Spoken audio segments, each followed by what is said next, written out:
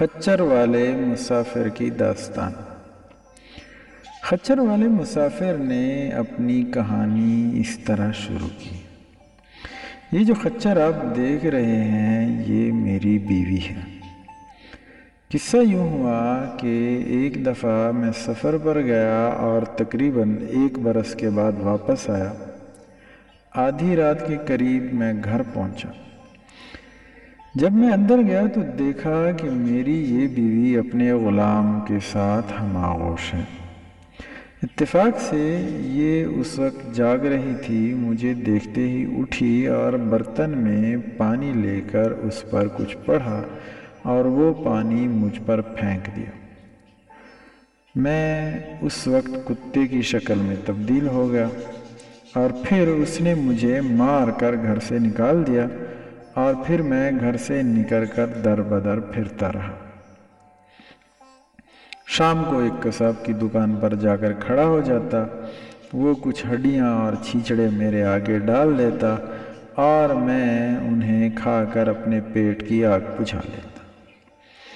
ایک روز قصاب حسب معمول دکان بند کر کے گھر چلا گیا تو میں بھی اس کے پیچھے پیچھے روانہ ہو گیا۔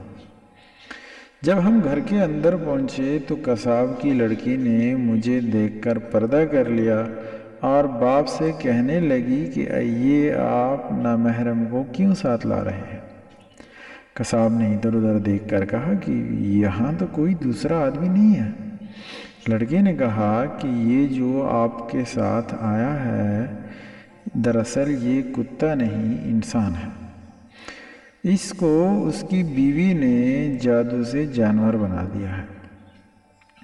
قصاب کو میرا حال سن کر رحم آیا اور لڑکی سے کہنے لگا کہ کیا تو اس کو انسانی شکل میں لا سکتی ہے؟ لڑکی نے کہا ہاں۔ قصاب کہنے لگا تو پھر اس کو انسان بنا دے، یہ غریب بڑی مصیبت میں گرفتار ہے۔ چنانچہ اس لڑکی نے کچھ پڑھ کر مجھ پر پھونکا۔